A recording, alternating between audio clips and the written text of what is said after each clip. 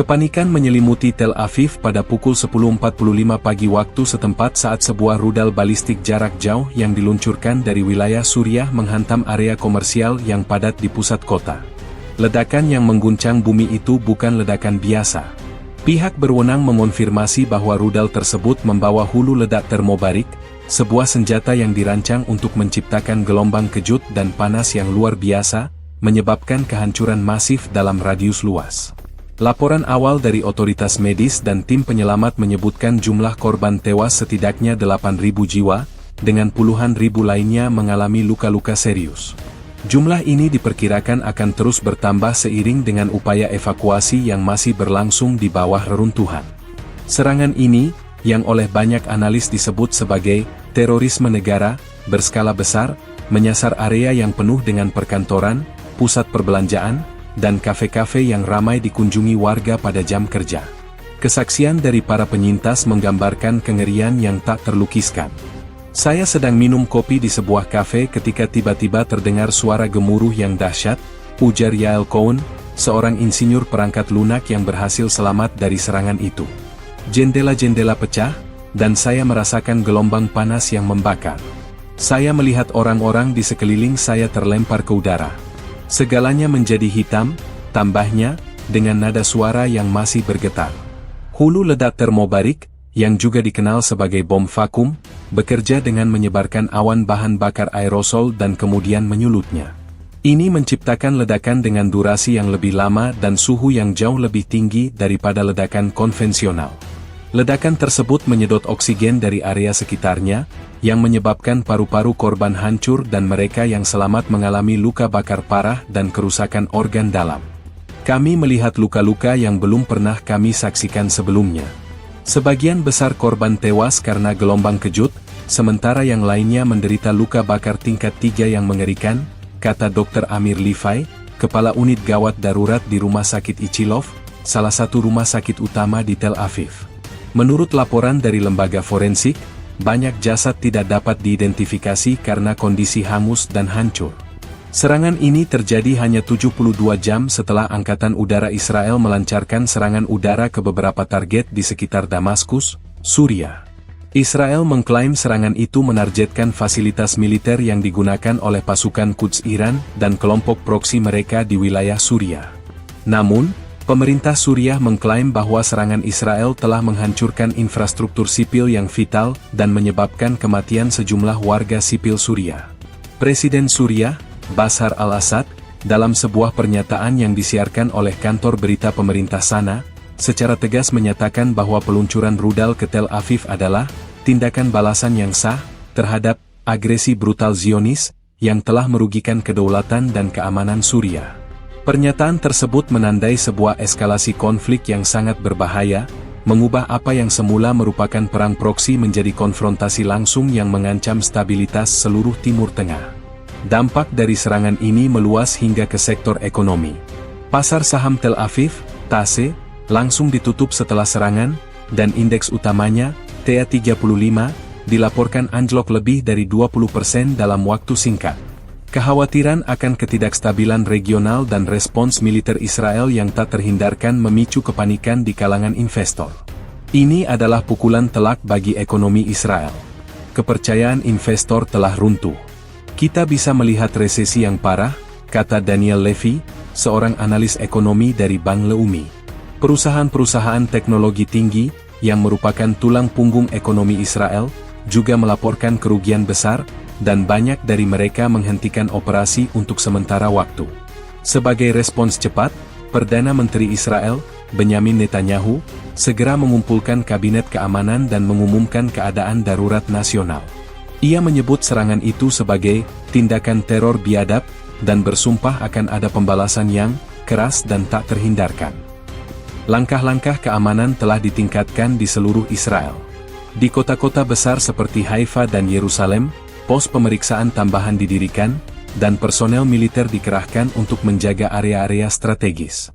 Sistem pertahanan rudal Iron Dome, yang biasanya sangat efektif, gagal mencegat rudal ini, yang memicu pertanyaan serius tentang kemampuannya dalam menghadapi senjata balistik jarak jauh yang canggih. Menurut sumber militer Israel, Rudal yang digunakan memiliki kecepatan dan lintasan yang membuatnya sangat sulit dilacak dan ditembak jatuh, menunjukkan adanya teknologi baru yang mungkin disediakan oleh negara-negara lain kepada Suriah. Situasi di lapangan masih sangat kacau. Tim penyelamat, yang terdiri dari pasukan pertahanan sipil, tentara, dan relawan, bekerja tanpa henti di bawah puing-puing bangunan yang roboh. Rumah sakit kewalahan dengan masuknya korban yang terus-menerus. Kami kehabisan kantong darah, dan ruang operasi kami tidak cukup untuk menampung semua pasien yang memerlukan perawatan segera, kata seorang perawat yang enggan disebutkan namanya. Fasilitas medis lain, termasuk sebuah rumah sakit swasta di dekat lokasi ledakan, juga mengalami kerusakan signifikan, yang semakin mempersulit upaya penanganan medis. Serangan ini tidak hanya menargetkan infrastruktur fisik dan nyawa manusia, tetapi juga menghancurkan moral dan rasa aman warga Israel. Ribuan keluarga saat ini sedang berduka, mencari kerabat yang hilang, dan menghadapi kenyataan pahit dari kekerasan yang tak terduga ini. Serangan ini menandai babak baru yang mengerikan dalam konflik yang telah berlangsung selama puluhan tahun, dengan potensi eskalasi yang tak terbayangkan. Dunia sedang menyaksikan dengan napas tertahan, menunggu respons Israel yang pasti akan datang, dan implikasinya bagi perdamaian di kawasan yang sudah rapuh ini. Pagi yang cerah di Tel Aviv berubah menjadi mimpi buruk tak terbayangkan. Sebuah rudal balistik jarak jauh yang diluncurkan dari Suriah merobek langit, menabrak jantung kota yang ramai dan menewaskan setidaknya 8.000 warga sipil. Serangan ini tidak hanya menghancurkan bangunan fisik, tetapi juga memporak-porandakan kehidupan ribuan keluarga dalam sekejap. Rudal tersebut, menurut laporan intelijen yang beredar, membawa hulu ledak termobarik, sebuah senjata yang dirancang untuk menyebabkan kehancuran masif dengan mengonsumsi oksigen dan menciptakan gelombang kejut yang mematikan. Ledakan itu terjadi di area komersial yang padat penduduk, tempat di mana puluhan ribu orang sedang memulai aktivitas harian mereka.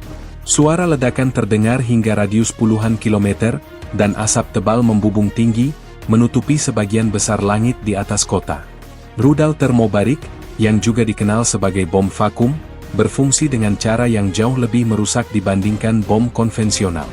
Setelah rudal mencapai target, ia melepaskan awan bahan bakar aerosol halus yang bercampur dengan oksigen dari udara. Setelah awan ini terbentuk, detonator kedua akan meledakkannya, menciptakan bola api raksasa dan gelombang kejut bertekanan tinggi yang menghancurkan semua yang ada di jalurnya. Menurut analisis dari Jenes Defense Weekly, ledakan termobarik ini menciptakan suhu yang luar biasa panas dan dapat menghancurkan bangunan, menara, dan bahkan bunker yang diperkuat. Dampaknya sangat mematikan bagi manusia. Gelombang tekanan yang dihasilkan oleh ledakan dapat merobek paru-paru dan organ internal, sementara panas yang ekstrim akan menyebabkan luka bakar parah pada mereka yang selamat. Pemandangan di lokasi kejadian menggambarkan kengerian yang tak terlukiskan. Bangunan perkantoran luluh lantak, kendaraan hancur lebur, dan puing-puing berserakan di jalanan.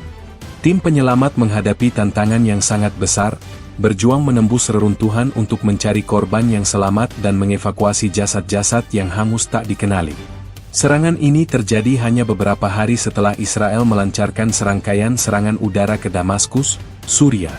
Serangan Israel tersebut, yang diklaim menargetkan fasilitas militer dan gudang senjata pasukan Quds Iran, dilaporkan oleh media pemerintah Suriah, SANA, telah menghancurkan infrastruktur sipil, termasuk sebuah stasiun listrik dan beberapa jembatan, serta menewaskan warga sipil. Serangan balasan dari Suriah ini, yang menewaskan ribuan orang di Tel Aviv, menandai eskalasi yang sangat serius dalam konflik yang telah berlangsung selama bertahun-tahun. Pemerintah Suriah, melalui Kementerian Luar Negeri, mengklaim bahwa peluncuran rudal ini adalah tindakan balasan yang sah dan proporsional terhadap agresi Zionis yang telah berulang kali melanggar kedaulatan Suriah. Pernyataan ini dikeluarkan dalam siaran pers resmi, yang menegaskan kembali tekad Suriah untuk merespons setiap tindakan agresi. Namun, dari sudut pandang Israel dan komunitas internasional, serangan ini dianggap sebagai serangan teroris yang menargetkan warga sipil. Dampak dari serangan ini langsung terasa di berbagai sektor. Rumah sakit di seluruh Tel Aviv dan kota-kota sekitarnya kewalahan. Pasokan darah menipis, dan fasilitas medis, termasuk Rumah Sakit Hadassah dan Rumah Sakit Ichilov, melaporkan kekurangan tempat tidur dan tenaga medis untuk menangani gelombang korban luka yang terus berdatangan.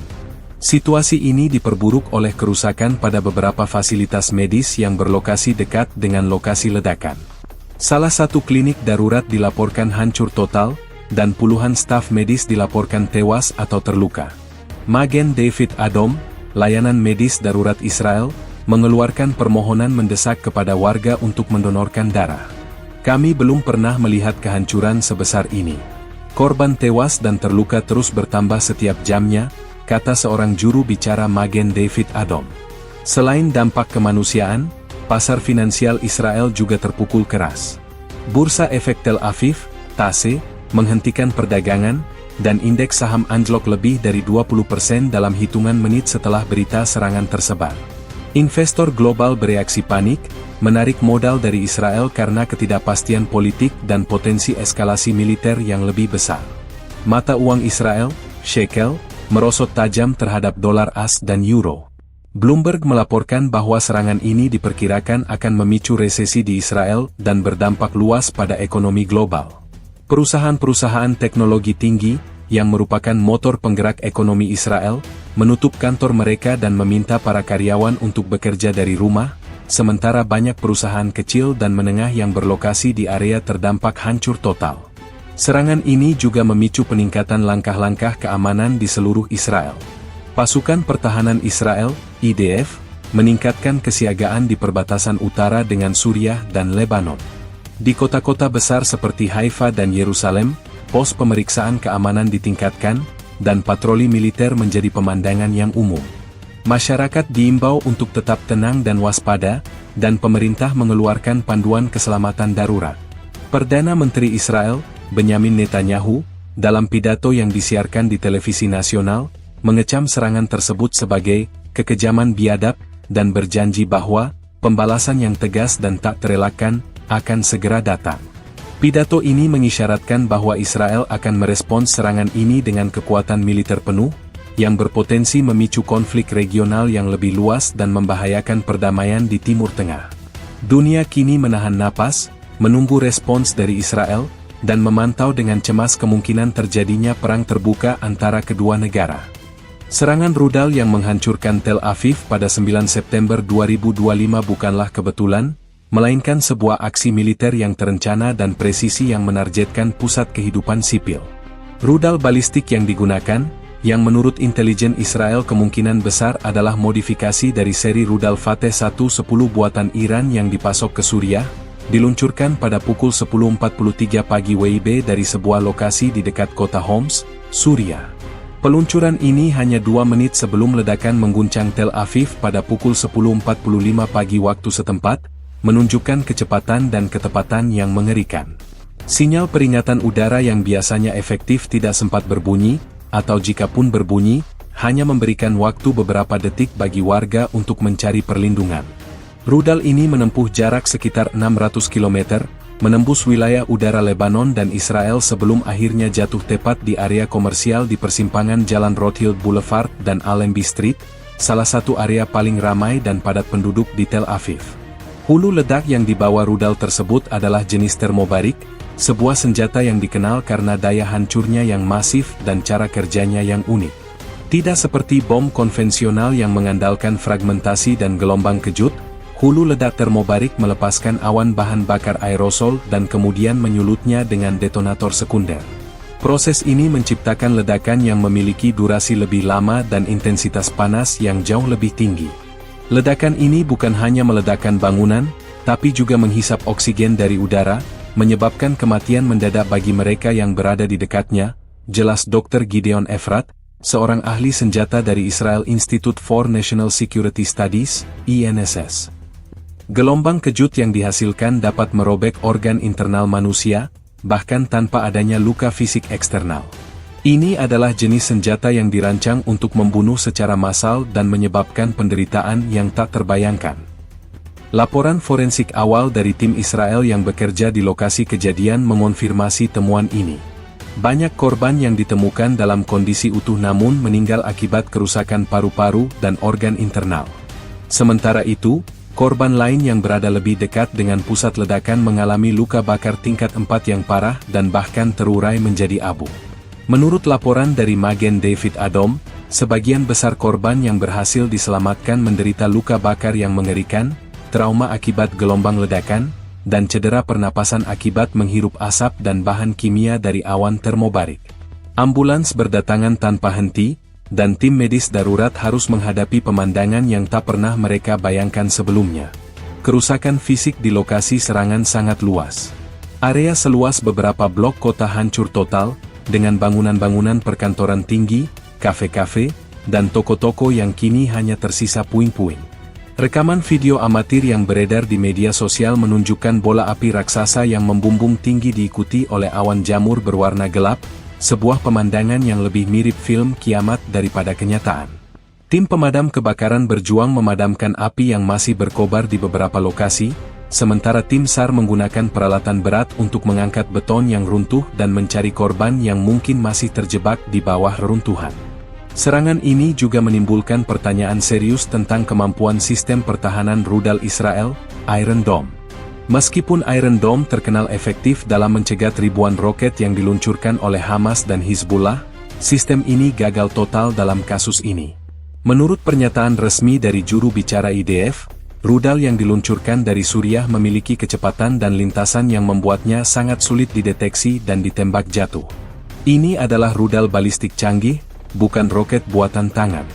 Jangkauan dan kecepatannya jauh di luar jangkauan Iron Dome, ujar juru bicara tersebut dalam konferensi pers darurat. Ia menambahkan bahwa rudal tersebut terbang di ketinggian yang terlalu tinggi untuk dijangkau oleh Iron Dome, dan sistem pertahanan rudal balistik Israel lainnya, seperti Arrow 3, yang dirancang untuk mencegat rudal di luar atmosfer, tidak digunakan karena rudal tersebut masih berada di bawah target jangkauan. Kejadian ini juga menunjukkan eskalasi yang mengkhawatirkan dalam konflik di Timur Tengah. Penggunaan rudal balistik jarak jauh dengan hulu ledak termobarik terhadap target sipil menunjukkan bahwa Suriah, dengan dukungan dari sekutunya, kini memiliki kemampuan yang jauh lebih mematikan dari yang diperkirakan. Laporan dari berbagai lembaga intelijen, termasuk CIA dan Mossad, telah lama mengindikasikan bahwa Iran telah menyediakan teknologi rudal canggih kepada Suriah. Namun, serangan ini adalah bukti paling nyata dari kemajuan tersebut, dan menunjukkan bahwa ancaman terhadap keamanan Israel telah mencapai tingkat yang jauh lebih serius. Tel Aviv, yang selama ini dianggap sebagai pusat teknologi dan benteng keamanan Israel, kini terbukti rentan. Serangan ini tidak hanya menghancurkan bangunan dan nyawa, tetapi juga menghancurkan rasa aman yang telah lama dinikmati oleh warga Israel. Bab 4, Jumlah Korban dan Dampak Kemanusiaan. Pemandangan di Tel Aviv saat ini adalah gambaran dari neraka yang nyata, sebuah tragedi kemanusiaan yang skalanya belum pernah terjadi di Israel. Laporan awal yang dirilis oleh Kementerian Kesehatan Israel menyebutkan angka korban tewas setidaknya 8.000 jiwa, namun para pejabat militer dan medis mengakui bahwa jumlah ini hanyalah perkiraan konservatif. Tim penyelamat yang masih bekerja di bawah puing-puing bangunan yang runtuh memperingatkan bahwa angka akhir kemungkinan akan jauh lebih tinggi, mungkin mencapai puluhan ribu, mengingat padatnya populasi di area yang dihantam rudal. Selain korban tewas, lebih dari 30.000 orang dilaporkan terluka, dengan ribuan diantaranya dalam kondisi kritis dan membutuhkan perawatan intensif. Rumah sakit Ichilov sendiri melaporkan adanya lebih dari 5.000 korban luka yang dibawa ke UGD mereka dalam 2 jam pertama setelah serangan, menyebabkan sistem rumah sakit sepenuhnya lumpuh. Korban tewas termasuk warga sipil dari segala usia, pekerja kantoran, pejalan kaki, turis, dan bahkan anak-anak yang sedang bermain di taman terdekat. Kehancuran yang disebabkan oleh ledakan termobarik sangat mematikan. Tim forensik yang dikerahkan ke lokasi harus menghadapi pemandangan yang mengerikan, di mana banyak jasad tidak dapat diidentifikasi karena luka bakar parah dan kerusakan akibat gelombang kejut. Menurut laporan dari Israel National Forensic Institute, ratusan jasad ditemukan dalam kondisi hangus tak berbentuk, sementara yang lainnya memiliki luka internal yang fatal tanpa adanya luka luar yang jelas, sebuah karakteristik khas dari ledakan termobarik. Kami menghadapi tugas yang mustahil untuk mengidentifikasi semua korban. Kami meminta keluarga untuk membawa sampel DNA dan catatan gigi untuk membantu proses ini, kata Dr. Ronen Glickman, Kepala Institut. Dampak kemanusiaan dari serangan ini melampaui angka-angka yang mengerikan. Seluruh keluarga musnah dalam satu ledakan, meninggalkan kesedihan yang mendalam bagi kerabat yang selamat. Di pusat-pusat darurat yang didirikan di Tel Aviv dan sekitarnya, ribuan orang mencari kabar tentang orang yang mereka cintai. Pemandangan ibu yang menangis histeris sambil memegang foto anaknya, atau ayah yang mondar-mandir dengan wajah putus asa, menjadi pemandangan yang umum. Jaringan telepon seluler dan internet yang lumpuh di area terdampak menambah kepanikan, membuat komunikasi menjadi sangat sulit. Magen David Adom, MDA, Layanan Medis Darurat Nasional Israel, telah menyiarkan permohonan darurat untuk sukarelawan dan sumbangan darah. Kami membutuhkan semua bantuan yang bisa kami dapatkan. Kami beroperasi di luar kapasitas kami, dan setiap tetes darah sangat berarti, ujar Eli Bin, Direktur Jenderal MDA, dalam konferensi pers yang disiarkan di seluruh negeri. Selain korban jiwa, infrastruktur sipil yang vital juga hancur lebur. Bangunan-bangunan apartemen, toko-toko kelontong, dan fasilitas publik lainnya menjadi puing-puing. Ribuan orang kehilangan tempat tinggal dalam sekejap mata. PBB memperkirakan bahwa sekitar 50.000 orang kini menjadi tunawisma dan membutuhkan bantuan darurat berupa tempat penampungan, makanan, dan air bersih. Palang Merah Internasional, dalam pernyataan yang dikeluarkan dari Jenewa, menyatakan keprihatinan mendalam atas tragedi ini dan bersumpah akan mengirimkan tim bantuan kemanusiaan secepat mungkin. Kami menyaksikan krisis kemanusiaan yang terjadi di depan mata kami. Skala kehancuran ini mengingatkan kita akan kehancuran akibat perang skala penuh, kata juru bicara Komite Palang Merah Internasional, ICRC. Kerusakan pada fasilitas medis juga menambah penderitaan. Sebuah klinik bersalin kecil yang terletak di dekat lokasi ledakan hancur total, dan beberapa petugas medis serta pasien di dalamnya tewas. Rumah sakit lain yang berada di area terdampak mengalami kerusakan struktural, memaksa mereka mengevakuasi pasien ke tempat yang lebih aman. Kekacauan ini menyulitkan upaya penanganan korban, dan para dokter harus membuat keputusan sulit tentang siapa yang harus diprioritaskan untuk dirawat. Kami harus menunda operasi bagi mereka yang tidak dalam kondisi kritis untuk fokus pada mereka yang berada di ambang kematian. Ini adalah keputusan yang tidak ingin kami ambil, tetapi kami tidak punya pilihan, ungkap seorang ahli bedah senior yang berbicara dengan syarat anonim kepada Haaretz, sebuah surat kabar Israel. Dampak psikologis dari serangan ini tidak bisa diremehkan. Para penyintas, tim penyelamat, dan bahkan seluruh penduduk Tel Aviv kini hidup dalam ketakutan dan trauma yang mendalam. Para psikolog memperingatkan tentang potensi krisis kesehatan mental yang akan datang, dengan banyak orang yang menderita PTSD, kecemasan, dan depresi. Ini adalah trauma kolektif. Mereka yang selamat akan hidup dengan ingatan mengerikan tentang hari ini selamanya, kata Dr. Rachel Ben David, seorang psikolog klinis yang bekerja di pusat penampungan sementara. Pemerintah telah mengumumkan pembentukan tim konseling darurat untuk membantu para penyintas dan keluarga korban, tetapi tantangan yang dihadapi sangat besar. Serangan ini tidak hanya merenggut nyawa, tetapi juga meninggalkan luka emosional yang mendalam yang akan membutuhkan waktu bertahun-tahun untuk sembuh. Bab 5, Respon Medis. Respon medis di Tel Aviv setelah serangan rudal ini adalah sebuah krisis yang belum pernah terjadi sebelumnya. Dalam hitungan menit setelah ledakan, sistem kesehatan kota, yang dikenal sangat efisien, runtuh di bawah beban yang tak terbayangkan. Rumah sakit Ichilov, fasilitas medis terbesar di Tel Aviv, menjadi pusat utama penanganan korban, namun dengan cepat kewalahan. Korban luka berdatangan dalam gelombang yang tak terputus, membanjiri unit gawat darurat, UGD, ruang operasi, dan unit perawatan intensif, ICU. Pihak manajemen rumah sakit segera mengaktifkan protokol darurat tertinggi, memanggil semua staf medis, dokter, perawat, dan staf pendukung, yang sedang libur. Namun, bahkan dengan tambahan tenaga, jumlah korban jauh melampaui kapasitas mereka. Dr. Eli Cohen, kepala bedah trauma di Ichilov, menggambarkan situasi tersebut sebagai zona perang yang tak terkendali. Dalam sebuah wawancara dengan The Times of Israel, ia mengatakan, korban-korban datang dengan cedera yang mengerikan. Luka bakar tingkat 3, trauma akibat ledakan yang menyebabkan kerusakan organ dalam, dan luka tusukan dari pecahan kaca dan puing-puing. Kami harus membuat keputusan yang mustahil, memprioritaskan mereka yang memiliki peluang hidup, sambil menunda perawatan bagi mereka yang lukanya tidak mengancam jiwa. Ruang tunggu UGD dipenuhi dengan jeritan kesakitan dan tangisan keputusasaan. Kerusakan pada fasilitas medis juga menambah parah keadaan. Sebuah klinik swasta kecil yang berjarak hanya beberapa ratus meter dari lokasi ledakan hancur total. Sebanyak 25 staf medis dan pasien di dalamnya dikonfirmasi tewas. Selain itu, Rumah Sakit Asuta Tel Aviv mengalami kerusakan struktural pada salah satu sayapnya, memaksa evakuasi ratusan pasien ke fasilitas lain yang sudah penuh. Jaringan listrik di beberapa area rumah sakit utama terputus, memaksa mereka mengandalkan generator cadangan yang juga berisiko kehabisan bahan bakar karena permintaan yang luar biasa. Pasokan darah menjadi masalah kritis dalam hitungan jam. Magen David Adom, MDA, layanan medis darurat Israel, mengeluarkan permohonan darurat secara nasional. Kami telah kehabisan stok darah untuk semua golongan.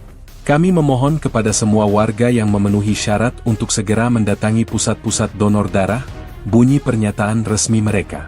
Ribuan warga Tel Aviv dan kota-kota sekitarnya, meskipun dalam keadaan panik dan ketakutan, merespon seruan tersebut, berbaris panjang di luar klinik donor darah yang masih beroperasi. Namun, aliran darah yang masuk tidak sebanding dengan kebutuhan yang terus meningkat. Tim medis darurat, yang terdiri dari para medis MDA, tentara, dan relawan, bekerja tanpa henti di lokasi kejadian, berjuang di tengah asap, debu, dan puing-puing. Mereka harus menghadapi pemandangan yang tak terlukiskan, mengevakuasi korban yang terjebak di bawah reruntuhan dan memberikan pertolongan pertama di bawah tekanan yang luar biasa. Kami menarik orang-orang dari reruntuhan setiap beberapa menit. Ada orang yang masih hidup, ada yang tidak. Banyak dari mereka yang kami temukan sudah meninggal karena luka internal, kata Eli Perel, seorang paramedis senior dari MDA, kepada Associated Press. Krisis ini juga menyoroti kekurangan dalam perencanaan darurat massal di Israel. Meskipun negara ini telah lama hidup di bawah ancaman roket dan rudal, skala serangan ini melampaui semua skenario yang pernah dilatih. Komunikasi antara rumah sakit yang berbeda menjadi kacau, dan koordinasi antara tim penyelamat dan fasilitas medis terhambat.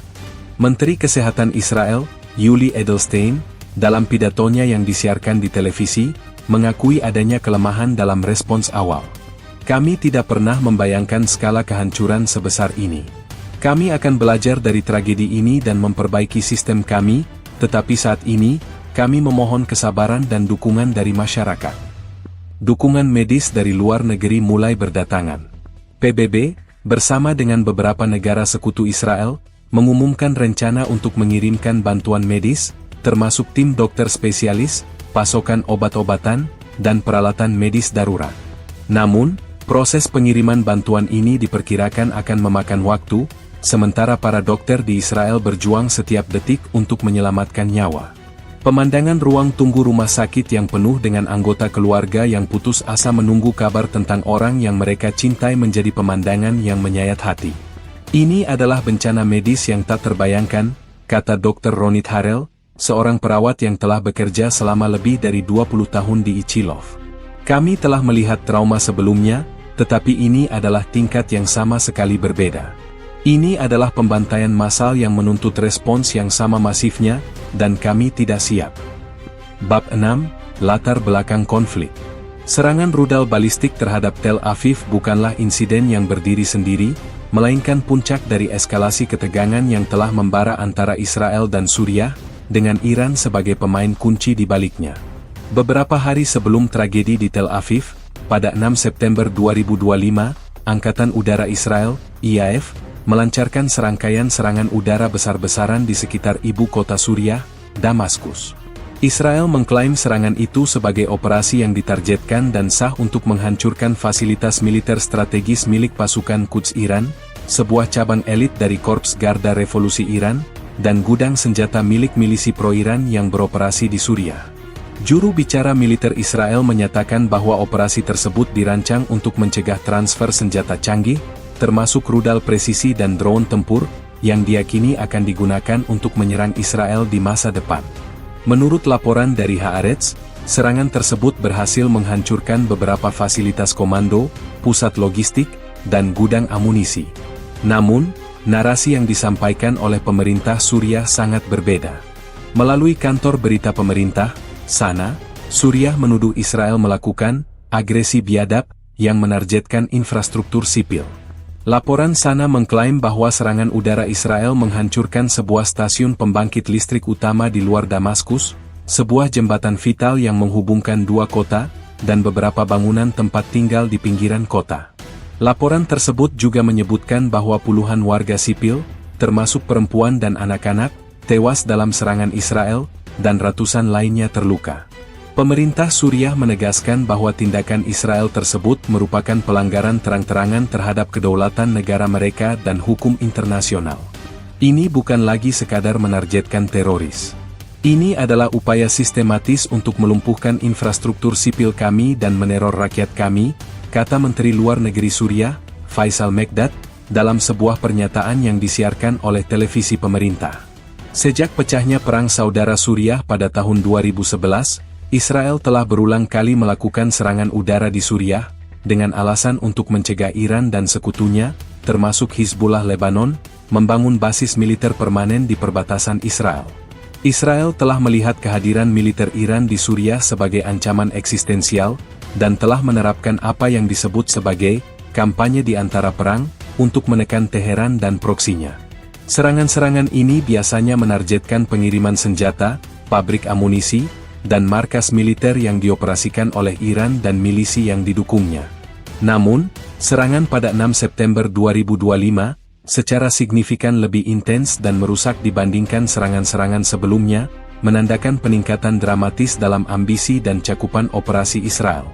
Analis dari Israel Institute for National Security Studies, INSS, menilai bahwa Israel mungkin memiliki informasi intelijen yang sangat penting tentang rencana Iran untuk meluncurkan serangan skala besar terhadap Israel dari wilayah Suriah, yang mendorong mereka untuk mengambil tindakan preemptif.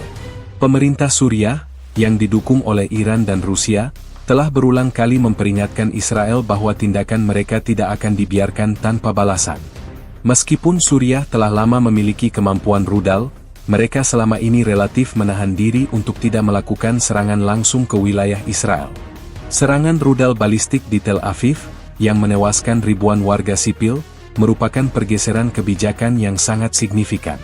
Ini menunjukkan bahwa Suriah, atau setidaknya elemen-elemen di dalam rezim Assad dengan dukungan Iran, telah memutuskan untuk merespons agresi Israel secara langsung, tidak lagi hanya melalui proksi.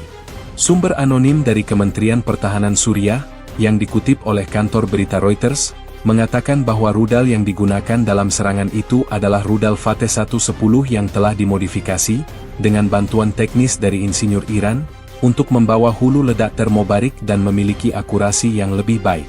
Dalam konteks yang lebih luas, serangan ini harus dilihat sebagai bagian dari perang bayangan yang lebih besar antara Israel dan Iran, yang memperebutkan pengaruh di seluruh Timur Tengah. Iran telah menggunakan Suriah sebagai koridor untuk mengirim senjata dan personel ke Hizbullah di Lebanon, yang merupakan ancaman utama bagi keamanan Israel. Serangan Israel di Suriah adalah bagian dari upaya mereka untuk memutus jalur pasokan ini. Namun, dengan serangan rudal yang mematikan di Tel Aviv, Iran dan Suriah telah menunjukkan bahwa mereka bersedia untuk membalas dengan cara yang tak terbayangkan sebelumnya, dengan menyerang langsung pusat populasi Israel. Tindakan ini tidak hanya merupakan tindakan pembalasan, tetapi juga pesan yang jelas, bahwa serangan terhadap Suriah akan dibalas dengan serangan yang jauh lebih mematikan terhadap Israel. Eskalasi ini telah mendorong kawasan ke ambang konflik skala penuh, dengan konsekuensi yang tak terbayangkan bagi perdamaian regional. Bab 7, Klaim Pemerintah Suriah. Klaim dari pemerintah Suriah pasca serangan rudal balistik di Tel Aviv adalah sebuah pernyataan yang penuh perhitungan dan provokatif, dirancang untuk membenarkan tindakan mereka di mata publik domestik dan internasional. Dalam siaran pers resmi yang disiarkan melalui kantor berita negara, SANA, dan televisi pemerintah, pemerintah Suriah mengklaim bahwa peluncuran rudal tersebut merupakan tindakan balasan yang sah dan proporsional terhadap agresi Zionis, yang telah berulang kali melanggar kedaulatan Suriah. Pernyataan tersebut, yang dibacakan oleh Menteri Luar Negeri Suriah, Faisal Mekdad, tidak hanya membela serangan mematikan itu, tetapi juga menggunakannya sebagai platform untuk menuduh Israel sebagai agresor utama dalam konflik regional. Selama bertahun-tahun, rezim Zionis telah melakukan kejahatan terhadap rakyat kami, menghancurkan infrastruktur kami, dan membunuh warga sipil kami dengan impunitas, kata Mekdad dalam pidatonya.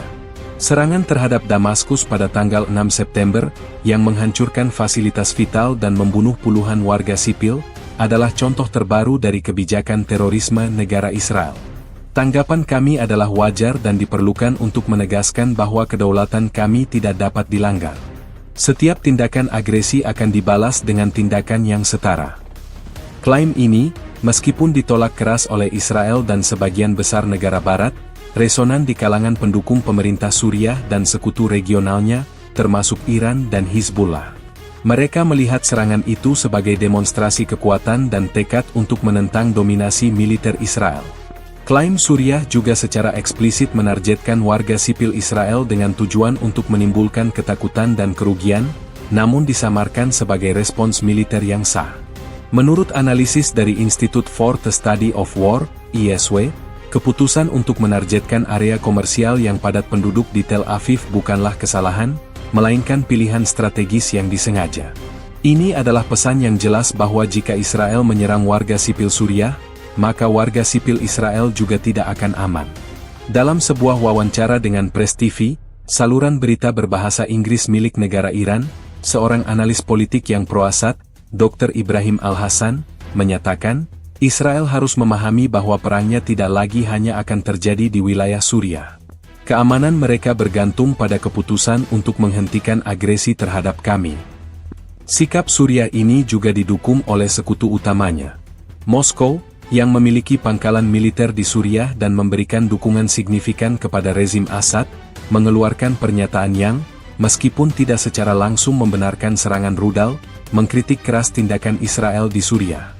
Juru bicara Kementerian Luar Negeri Rusia mendesak semua pihak untuk menahan diri dan menyelesaikan konflik melalui jalur diplomatik, sambil menekankan perlunya Israel untuk menghormati kedaulatan negara lain. Pernyataan ini secara implisit menempatkan kesalahan pada Israel atas eskalasi konflik. Sementara itu, Iran memuji Suriah atas respons berani mereka terhadap agresi Zionis. Juru bicara Korps Garda Revolusi Iran, dalam sebuah pernyataan yang disiarkan oleh kantor berita Tasnim, menyebut serangan di Tel Aviv sebagai langkah penting untuk memulihkan keseimbangan kekuatan di wilayah tersebut, dan sebagai peringatan bagi Israel agar tidak lagi menguji batas kesabaran. Namun, di forum internasional, klaim Suriah tidak mendapat banyak dukungan. Dalam pertemuan darurat Dewan Keamanan PBB, perwakilan dari Amerika Serikat, Inggris, dan Prancis dengan tegas mengutuk serangan rudal tersebut sebagai tindakan teroris yang tidak dapat dibenarkan, dan menuntut agar Suriah bertanggung jawab penuh atas kejahatan perang ini. Mereka menuntut penyelidikan independen terhadap serangan tersebut dan mendesak PBB untuk mengambil tindakan tegas terhadap rezim Suriah. Tiongkok dan Rusia, di sisi lain, menolak draft resolusi yang mengutuk Suriah, dengan alasan bahwa resolusi tersebut berat sebelah, dan tidak mempertimbangkan serangan Israel yang mendahuluinya. Sikap ini menyoroti perpecahan mendalam di antara kekuatan dunia terkait konflik di Timur Tengah. Pemerintah Suriah tetap tidak bergeming.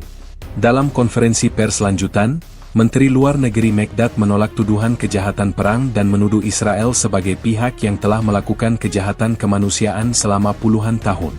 Dia menunjukkan foto-foto dan video kehancuran di Damaskus, yang ia klaim disebabkan oleh serangan Israel, sebagai bukti bahwa korban adalah kami, bukan mereka. Klaim ini, meskipun sangat kontroversial, berhasil mengalihkan narasi dan menciptakan narasi tandingan di media yang didukung oleh negara-negara sekutu.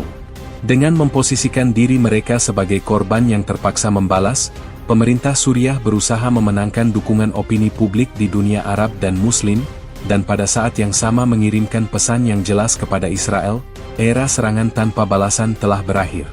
Ini adalah langkah yang sangat berani dan berbahaya, yang mengisyaratkan bahwa konflik regional kini memasuki fase yang lebih mematikan.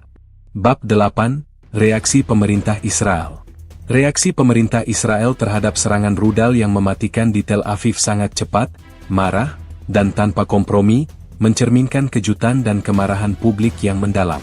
Dalam hitungan jam setelah ledakan, Perdana Menteri Benyamin Netanyahu, yang terlihat tegang namun tegas, memimpin Kabinet Keamanan untuk pertemuan darurat di markas besar militer di Tel Aviv. Pertemuan ini berlangsung di sebuah bunker rahasia di bawah tanah, sebagai langkah antisipasi terhadap serangan lebih lanjut. Setelah pertemuan, Netanyahu menyampaikan pidato yang disiarkan langsung ke seluruh bangsa. Wajahnya yang biasanya tenang kini terlihat penuh dengan kemarahan yang membara.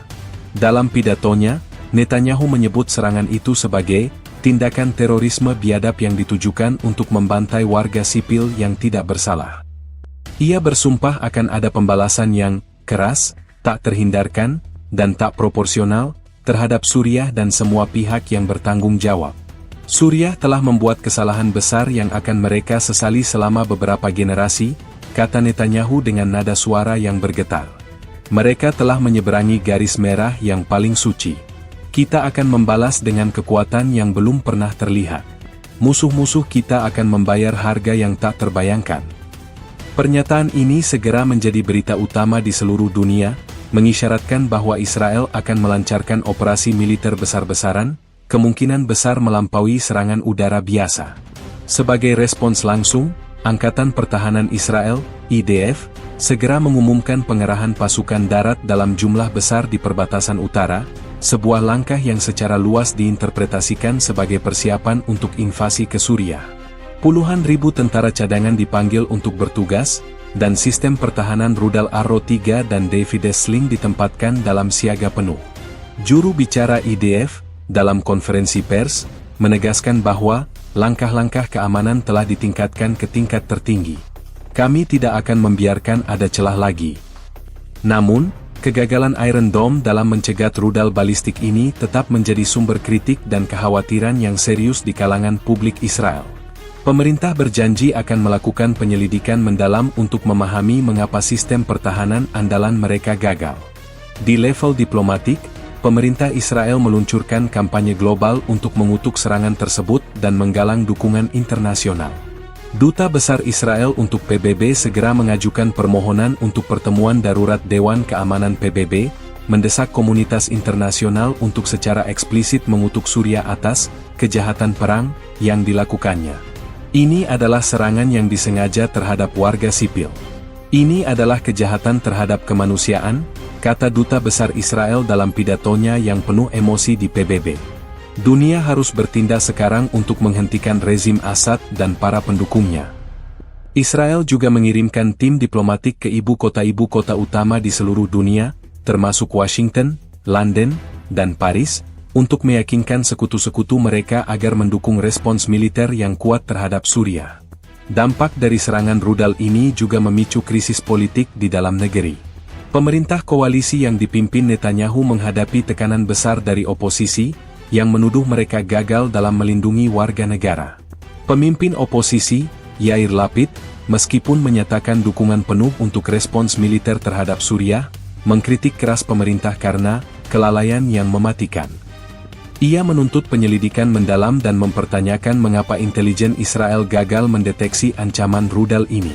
Kerentanan Tel Aviv yang sebelumnya tak terbayangkan telah mengguncang kepercayaan publik terhadap pemerintah dan militer, yang selama ini dianggap tak terkalahkan. Selain langkah-langkah militer dan diplomatik, pemerintah juga mengumumkan paket bantuan darurat untuk para korban dan keluarga yang terkena dampak. Ini termasuk kompensasi finansial, dukungan psikologis, dan bantuan untuk membangun kembali rumah dan bisnis yang hancur. Menteri Keuangan Israel mengumumkan dana darurat sebesar $5 miliar untuk menanggulangi dampak ekonomi dari serangan ini. Kami akan memastikan bahwa setiap warga negara yang terkena dampak akan mendapatkan bantuan yang mereka butuhkan, kata Menteri Keuangan. Namun, langkah-langkah ini tampaknya hanya sedikit meredam kemarahan dan kesedihan publik.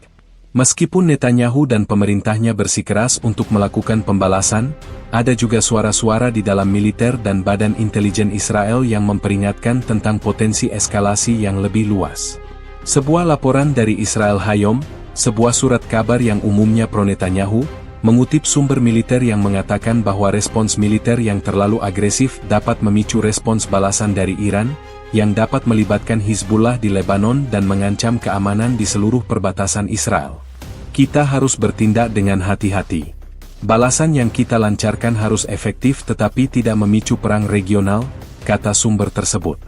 Namun, dengan 8.000 warga sipil tewas dan tekanan publik yang luar biasa untuk membalas dendam, tampaknya pemerintah Israel merasa tidak punya pilihan lain selain melakukan tindakan keras dan tegas. Langkah-langkah yang mereka ambil dalam beberapa hari ke depan akan menentukan nasib perdamaian di seluruh Timur Tengah. Bab 9, Analisis Militer. Serangan rudal balistik terhadap Tel Aviv tidak hanya merupakan tragedi kemanusiaan, tetapi juga sebuah peristiwa yang mengubah paradigma strategis di Timur Tengah. Para analis militer di seluruh dunia kini sibuk mengkaji implikasi dari serangan ini, khususnya terkait penggunaan hulu ledak termobarik dan kegagalan sistem pertahanan rudal Israel yang selama ini dianggap tak terkalahkan. Menurut Dr. Uzi Rubin, seorang ahli rudal dari Israel Aerospace Industries, rudal yang digunakan kemungkinan besar adalah varian Fateh 110 buatan Iran, yang telah dimodifikasi secara signifikan. Ini bukan rudal biasa. Rudal Fateh 110 standar memiliki jangkauan sekitar 300 km. Namun rudal ini menempuh jarak lebih dari 600 km, menunjukkan adanya peningkatan signifikan dalam propelan dan desain aerodinamis. Ini adalah bukti nyata bahwa Iran telah membantu Suriah tidak hanya dengan rudal itu sendiri, tetapi juga dengan teknologi untuk memperbaikinya, kata Dr. Rubin dalam sebuah wawancara dengan The Jerusalem Post. Penggunaan hulu ledak termobarik, yang sering disebut bom vakum, juga menjadi fokus utama analisis. Hulu ledak ini bekerja dengan menyebarkan awan bahan bakar aerosol dan kemudian meledakkannya, menciptakan bola api raksasa dan gelombang kejut yang menghisap oksigen dari lingkungan sekitarnya. Ini adalah senjata yang dirancang untuk menyebabkan kehancuran dan kematian massal. Efeknya terhadap manusia jauh lebih mematikan daripada ledakan konvensional karena gelombang tekanan yang dihasilkan dapat merobek paru-paru dan organ dalam, bahkan tanpa adanya kontak langsung, jelas Mayor Jenderal, Purnawirawan Yitzhak Barik, mantan Komandan National Defense College Israel. Menurutnya, pilihan untuk menggunakan hulu ledak ini dan menargetkan area komersial yang padat penduduk adalah bukti nyata dari niat Suriah dan Iran untuk memaksimalkan jumlah korban sipil dan menimbulkan teror yang meluas. Kegagalan sistem pertahanan rudal Israel, khususnya Iron Dome, telah menimbulkan kekhawatiran yang mendalam di kalangan militer. Iron Dome, yang telah membuktikan keefektifannya dalam mencegat roket jarak pendek yang diluncurkan oleh Hamas dan Hizbullah, ternyata tidak mampu menghadapi ancaman rudal balistik yang lebih canggih ini. Juru bicara Angkatan Pertahanan Israel, IDF, dalam konferensi pers mengakui bahwa rudal tersebut terbang pada lintasan dan kecepatan yang terlalu tinggi untuk dicegat oleh Iron Dome.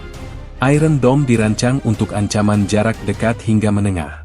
Rudal ini memiliki kecepatan dan lintasan yang menyerupai rudal balistik antar benua. Sistem Arrow 3 yang lebih canggih, yang dirancang untuk mencegat rudal balistik di luar atmosfer, tidak digunakan karena rudal tersebut masih berada di ketinggian yang terlalu rendah, ujar juru bicara tersebut. Kegagalan ini menunjukkan adanya celah serius dalam arsitektur pertahanan rudal Israel dan telah mendorong desakan untuk evaluasi ulang segera terhadap strategi pertahanan udara mereka. Analisis strategis lainnya berfokus pada implikasi jangka panjang dari serangan ini. Para ahli meyakini bahwa serangan ini menandai pergeseran besar dalam strategi militer Suriah dan Iran. Selama bertahun-tahun, Iran telah menggunakan Suriah sebagai koridor untuk menyalurkan senjata ke Hizbullah di Lebanon, yang merupakan garis depan dalam konfrontasi dengan Israel. Namun, dengan serangan rudal langsung ke Tel Aviv, mereka telah menunjukkan bahwa mereka bersedia dan mampu untuk menyerang Israel secara langsung, tidak lagi hanya melalui proksi. Ini adalah pesan yang sangat jelas bagi Israel, kata Dr. Michael Oren, seorang analis senior dari Washington Institute for Near East Policy. Suriah dan Iran mengatakan bahwa jika Israel terus menyerang mereka, Israel juga akan merasakan akibatnya di dalam negeri. Ini adalah perubahan permainan yang sangat berbahaya. Analis militer juga mencatat bahwa serangan ini kemungkinan besar merupakan respons terkoordinasi antara Suriah dan Iran. Intelijen Israel telah lama melaporkan adanya kehadiran teknisi dan perwira Korps Garda Revolusi Iran di Suriah, yang membantu melatih tentara Suriah dalam menggunakan rudal jarak jauh. Serangan ini menunjukkan bahwa kerjasama militer antara kedua negara ini telah mencapai tingkat yang belum pernah terjadi sebelumnya. Iran tidak hanya menyediakan rudal. Mereka juga menyediakan keahlian teknis dan intelijen untuk memastikan rudal ini dapat mengenai targetnya dengan presisi yang mematikan, ujar sumber senior di Mossad, Badan Intelijen Israel. Sumber tersebut menambahkan bahwa rudal ini kemungkinan besar memiliki sistem navigasi GPS yang sangat canggih, yang menjelaskan mengapa rudal tersebut dapat mengenai area yang ditargetkan dengan akurasi yang mematikan. Sebagai tanggapan terhadap serangan ini, para ahli militer memperkirakan bahwa Israel akan melancarkan operasi militer yang jauh lebih besar dari sekadar serangan udara biasa. Mereka memprediksi kemungkinan adanya serangan udara besar-besaran terhadap infrastruktur militer Suriah yang masih utuh, serta kemungkinan adanya serangan darat terbatas untuk menghancurkan fasilitas rudal dan basis-basis militer yang dioperasikan oleh Iran dan Hizbullah. Mayor Jenderal Purnawirawan Barik memperingatkan bahwa Israel harus berhati-hati agar tidak terjebak dalam perang skala penuh yang dapat meluas ke seluruh wilayah. Kita harus menghancurkan kemampuan rudal Suriah tanpa memicu respons dari Hizbullah di Lebanon, yang memiliki gudang rudal yang jauh lebih besar, katanya. Ini adalah langkah yang sangat rumit, dan setiap keputusan harus dipertimbangkan dengan matang. Namun, setelah serangan ini, tidak ada pilihan lain selain merespons dengan kekuatan yang luar biasa. Bab 10, Dampak Ekonomi. Serangan rudal balistik di Tel Aviv tidak hanya menyebabkan kehancuran manusia, tetapi juga mengirimkan gelombang kejut ke seluruh pasar keuangan Israel dan global. Dampak ekonomi dari serangan ini terasa dalam hitungan menit, dan para analis memperkirakan bahwa kerusakan jangka panjang akan membutuhkan waktu bertahun-tahun untuk pulih. Bursa Efek Tel Aviv, TASE, yang merupakan pusat saraf ekonomi Israel, segera menghentikan perdagangan setelah ledakan. Indeks utama, TA35, dilaporkan anjlok lebih dari 20% dalam waktu kurang dari 1 jam sebelum perdagangan dihentikan. Kerugian ini adalah yang terburuk dalam sejarah TASE dan melampaui kerugian yang dialami selama krisis keuangan global tahun 2008. Perusahaan-perusahaan teknologi tinggi, yang merupakan motor penggerak ekonomi Israel, menderita kerugian terberat, dengan saham-saham perusahaan teknologi terkemuka anjlok drastis. Kepanikan di kalangan investor meluas dengan cepat. Mereka menarik modal dari Israel karena kekhawatiran akan ketidakstabilan politik dan militer yang ekstrim. Ini adalah pukulan telak. Investor tidak bisa mentolerir ketidakpastian sebesar ini. Mereka akan menarik uang mereka dan menunggu sampai debu mereda, kata Dr. Avi Ben-Shoshan, seorang ekonom senior dari Bank Hapoalim. Ia menambahkan bahwa serangan ini tidak hanya memengaruhi bursa saham, tetapi juga pasar obligasi dan mata uang. Mata uang Israel, shekel, merosot tajam terhadap dolar AS dan euro, mencapai nilai terendah dalam 2 dekade. Bank Sentral Israel segera mengumumkan intervensi pasar, menjual cadangan dolar AS untuk menopang nilai shekel, tetapi upaya ini hanya berhasil sedikit meredam kejatuhan. Sektor teknologi Israel, yang sering disebut Silicon Wadi, karena statusnya sebagai pusat inovasi global, terpukul dengan sangat parah. Banyak perusahaan teknologi tinggi yang berlokasi di area terdampak serangan terpaksa menutup kantor mereka. Karyawan diberitahu untuk bekerja dari rumah, dan beberapa perusahaan startup yang lebih kecil hancur total karena kantor dan peralatan mereka musnah. Menurut laporan dari startup Nation Central, sebuah lembaga nirlaba yang mempromosikan ekosistem teknologi Israel, sekitar 150 startup terkena dampak langsung dari serangan ini, dengan banyak yang kehilangan semua data dan aset fisik mereka. Kerugian finansial diperkirakan mencapai miliaran shekel.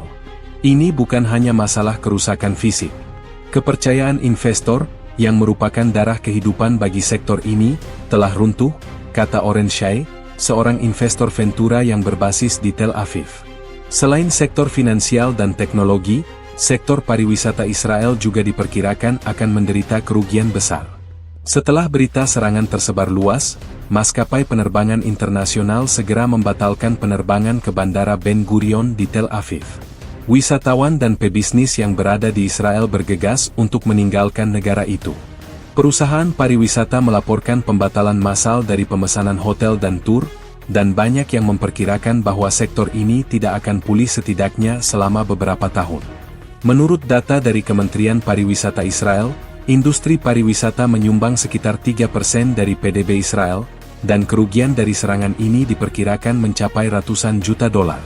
Sebagai respons, pemerintah Israel segera mengumumkan paket bantuan darurat untuk menanggulangi dampak ekonomi. Menteri Keuangan Israel, Bezalel Smotrich, dalam sebuah konferensi pers, mengumumkan alokasi dana darurat sebesar 5 miliar dolar untuk mendukung bisnis yang hancur, memberikan kompensasi kepada para korban dan keluarga, dan membantu membangun kembali infrastruktur yang rusak. Pemerintah juga berencana untuk memberikan pinjaman berbunga rendah kepada bisnis kecil dan menengah yang terkena dampak. Kami akan melakukan segala yang kami bisa untuk memastikan bahwa ekonomi kita tetap kuat. Ini adalah ujian bagi ketahanan kita, kata Smotrich. Namun, para ekonom memperingatkan bahwa paket bantuan ini mungkin tidak cukup untuk mencegah resesi. Analisis dari Economist Intelligence Unit, EIU, menunjukkan bahwa jika konflik ini meningkat menjadi perang regional skala penuh, dampaknya terhadap ekonomi Israel akan jauh lebih parah.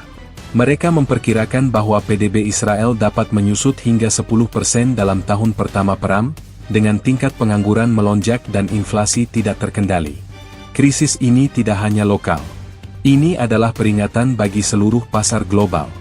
Jika konflik meluas, harga minyak akan melonjak, dan rantai pasokan global akan terganggu, bunyi laporan EIU.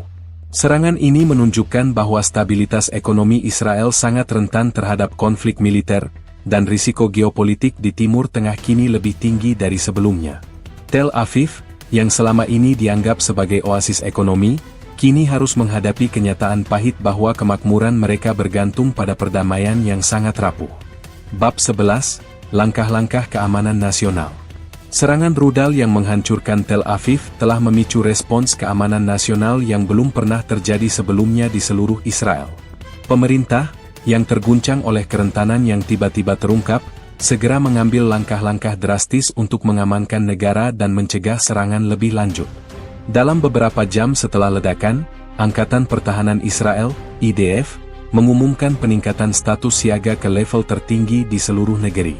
Komando Front Dalam Negeri, Home Front Command, mengeluarkan instruksi darurat kepada masyarakat, meminta semua warga untuk tetap berada di dekat tempat perlindungan rudal dan menghindari area publik yang ramai. Pemandangan tentara bersenjata lengkap yang berpatroli di jalan-jalan utama Tel Aviv, Haifa, dan Yerusalem menjadi hal yang biasa. Pos pemeriksaan keamanan didirikan di pintu masuk kota-kota besar dan di sekitar fasilitas-fasilitas strategis, termasuk pangkalan militer, bandara, dan gedung-gedung pemerintahan. Kekhawatiran utama adalah bahwa serangan ini mungkin hanya merupakan awal dari serangan yang lebih besar. Intelijen Israel meyakini bahwa Suriah, dengan dukungan Iran, memiliki lebih banyak rudal balistik canggih yang mampu mencapai Israel. Oleh karena itu, langkah-langkah keamanan tidak hanya berfokus pada respons, tetapi juga pada pencegahan. Sistem pertahanan rudal Arrow 3, yang dirancang untuk mencegat rudal balistik di luar atmosfer, segera diaktifkan dan ditempatkan dalam siaga penuh. Baterai-baterai rudal Arrow 3, yang biasanya hanya digunakan dalam latihan, kini siap digunakan untuk mencegat ancaman yang masuk. Namun, kegagalan Iron Dome dalam serangan di Tel Aviv telah menimbulkan keraguan serius tentang efektivitas arsitektur pertahanan rudal berlapis Israel, dan para ahli pertahanan memperingatkan bahwa bahkan Arrow 3 mungkin tidak 100% efektif. Langkah-langkah keamanan juga mencakup peningkatan pengawasan dan intelijen. Shin Bet, Badan Intelijen Domestik Israel, mengumumkan bahwa mereka akan meningkatkan operasi untuk mengidentifikasi sel-sel teroris dan individu-individu yang mungkin berencana untuk melakukan serangan lebih lanjut di dalam negeri. Puluhan orang telah ditangkap dalam operasi penggeledahan yang masif di kota-kota Arab dan komunitas Palestina di tepi barat, meskipun belum ada bukti langsung yang mengaitkan mereka dengan serangan rudal tersebut. Peningkatan ketegangan etnis menjadi kekhawatiran yang serius, dan polisi Israel berupaya untuk mencegah bentrokan antara warga Yahudi dan Arab. Di kota-kota besar, kehidupan sehari-hari terhenti. Sekolah dan universitas ditutup, dan banyak perusahaan meminta karyawan untuk bekerja dari rumah. Masyarakat Israel, yang selama ini terbiasa dengan ancaman keamanan, kini menghadapi tingkat ketakutan yang belum pernah mereka rasakan. Kami selalu berpikir bahwa Tel Aviv kebal. Kami memiliki Iron Dome dan intelijen terbaik di dunia. Tapi hari ini, keyakinan itu hancur, kata Tamar Golan, seorang warga Yerusalem. Peningkatan langkah-langkah keamanan, meskipun diperlukan, juga menimbulkan ketidaknyamanan dan kecemasan. Antrean panjang terbentuk di pompa bensin dan toko-toko kelontong saat warga menyiapkan persediaan darurat, khawatir akan adanya kekurangan pasokan jika konflik memburuk. Pemerintah juga mengumumkan rencana untuk memperkuat fasilitas pertahanan sipil.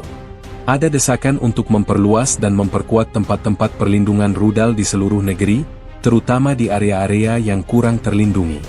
Kementerian Pertahanan mengalokasikan dana darurat untuk mempercepat proyek-proyek ini, tetapi para kritikus mempertanyakan mengapa proyek-proyek ini tidak diprioritaskan sebelumnya, mengingat ancaman rudal balistik yang telah lama diketahui.